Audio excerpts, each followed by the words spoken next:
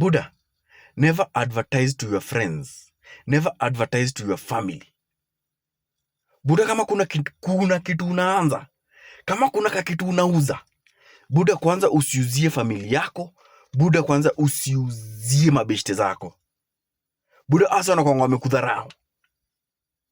Asa unajua wana-assumingi wanakujua.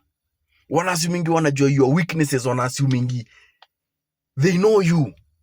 So kubuy your ideas, Buddha. Ay, Buddha, utastruggle. Buddha, utateseka. Hakuna wase ukudoubt kama family. Hakuna wase ukudoubt kama watu wanakujua. So kama kuna kitu unaanza, kama kuna kabiashara unaunda, kama kuna kitu unauza, Buddha, enda ukauzie watu hawakujui. Hizo ideas enda ukapigie watu hawakujui. But unaona familia, unaona mabeshte zako close, Buddha, watakupigisha PE.